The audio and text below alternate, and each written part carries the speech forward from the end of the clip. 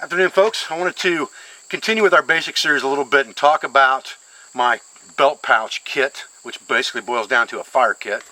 But I wanted to talk with you about that. But before we get into it, I wanted to kind of discuss kit mentality with you and evolution of kit and research and development aspects of kit. A lot of people ask me a lot, why aren't you carrying this anymore? Why don't you carry that anymore? What do you like about this? How about this knife? How about that knife? How about this pack? How about that pack? The fact of the matter is, the things that I thought were great or that I thought worked well for me 5 years ago, if I'm not carrying them today, something has happened in the evolution of my learning, the evolution of my skill, and the evolution of my kit that has changed my mind about that particular item. It may only be that I'm trying to use different items for research and development so that I can better educate myself to tell you this works good or this works bad. It may be a case of I have found out for myself or from being around others that something didn't work out the way I thought it would, or a piece of kit wasn't as robust as I thought it would, or as multifunctional as I had hoped it would be. So I have set that piece of kit aside in favor of something else. And your kit is going to evolve as you learn and as you study, bushcraft, survival, trekking, whatever it is you choose to call spending time in God's creation. And I think that it's very important for us to understand that, because I get a lot of questions about, why don't you carry this anymore? Well, you did a video on that and now you're doing a video on this. And it's because I have to be educational, and to educate myself, I need to involve myself in lots of different type kits, lots of different types of merchandise, lots of different types of knives, axes, fire starting implements, packs, tarps. All of those things have to evolve, and I have to go through them in an R&D process and with a Six Sigma mentality, and use them for a while and then change up to something else and decide maybe that was better or this is worse.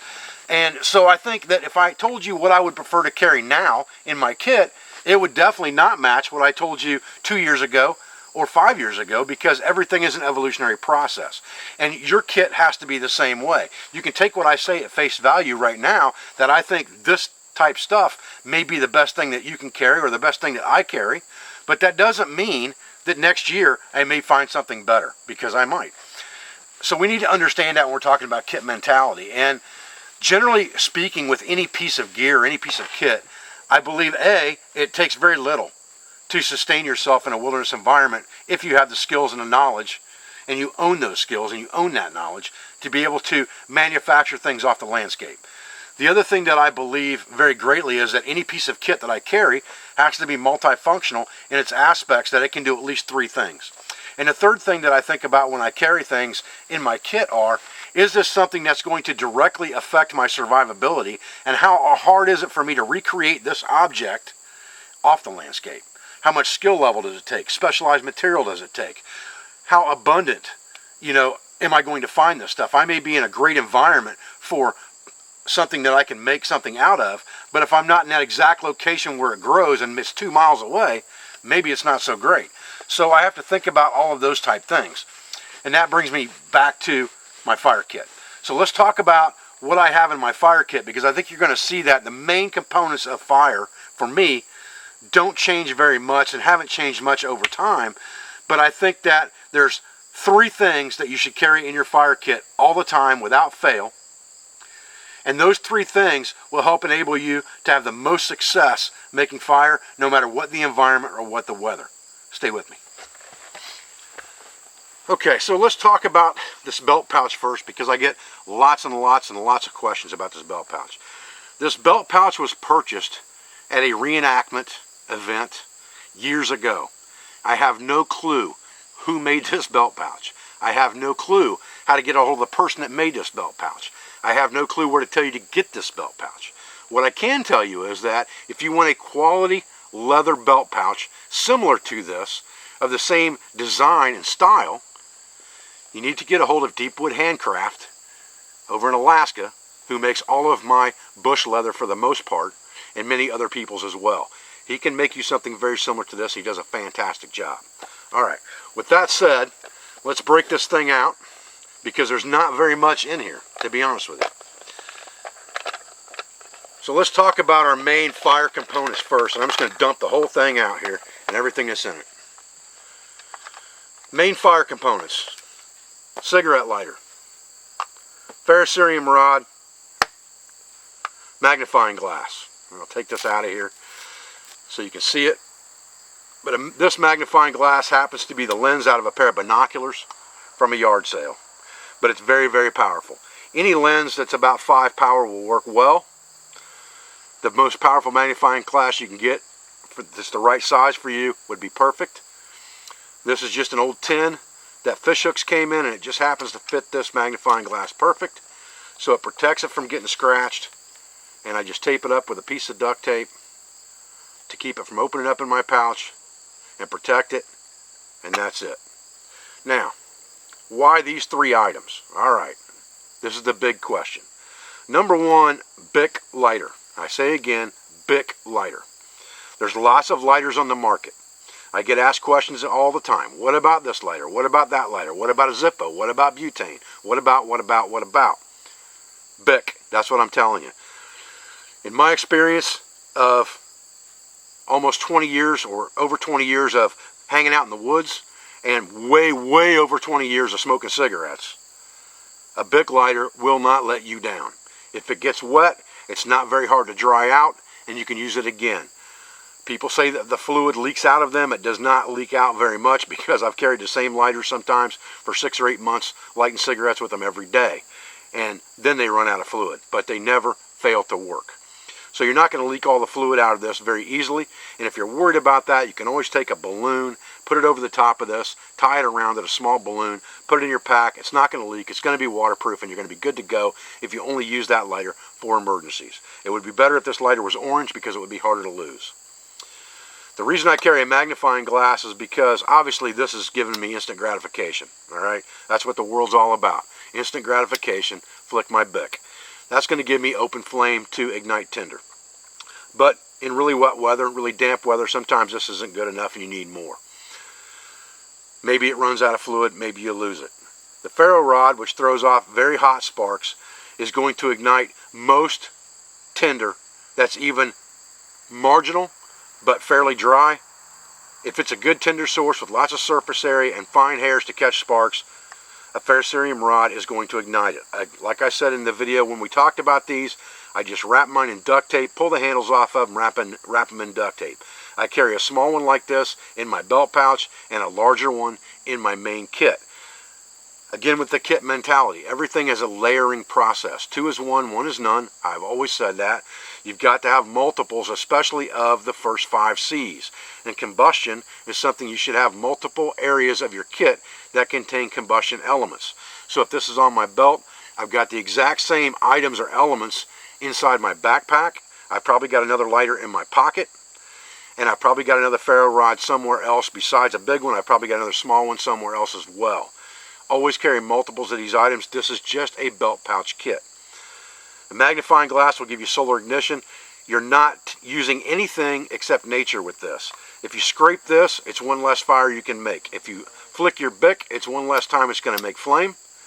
With this, as long as you have sun, you're not expending any resource but the natural surroundings and landscape to make a fire, as long as you understand how to control an ember, and we've talked about that in other videos. So these main components are these 3 items: a magnifying glass, a ferro rod, and a cigarette lighter are always going to be my main fire elements. Ignition with the ferro rod can be very easy with not only natural tinders, but things like steel wool. Quadruple aught steel wool is easily ignited by a ferro rod. Things like dryer lint, things like wet fire devices that are sold on the internet, surefire devices like Mini and Micro Inferno, all of those things can be ignited with a ferro rod, so it makes it very, very good as an ignition source. It's also very easy to ignite things like char cloth, and we talked about that as far as our next fire. It also will ignite natural accelerants if you scrape them off, like fat wood, and we've talked about that, and birch bark. We've talked about those things in other videos. So I carry this tin, this wad of steel wool, becomes a fire starting element, but it also is useful for something else. We'll talk about that in a few minutes. There is a rubber band around this tin, also highly flammable, for a flame extender if I need it. I carry a small compass in here just for general direction. This is a True North compass. In here I have a roll of lamp wick that's charred on the end. I have some char cloth. I have other material in here to be charred that's made out of 100% cotton. I have several other pieces of lamp wick, and I have some charred punk wood. All of those things are in this charring tin that I use to char material with when I need it. And generally, I had this out the other day for a demonstration, but generally I'll keep my char cloth wrapped up in another piece of cloth that's uncharred just to help protect it. And I'll put that in my kit like this.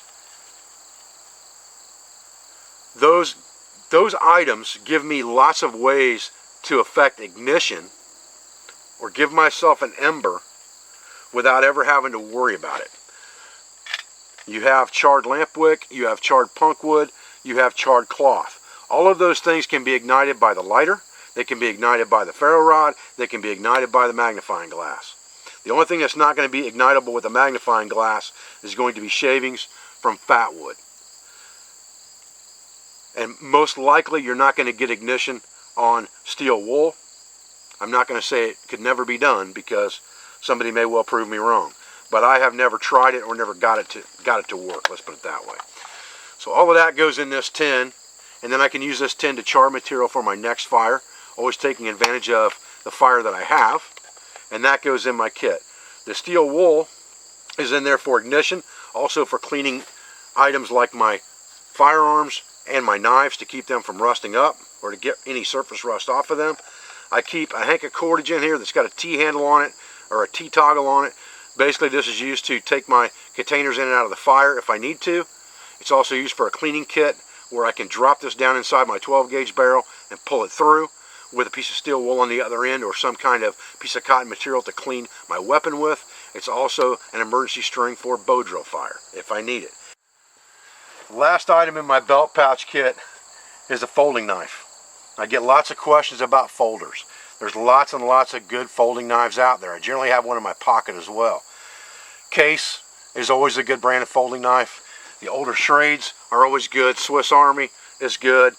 Barlow is always good. There's just lots of them out there. There's no reason for me to name them all.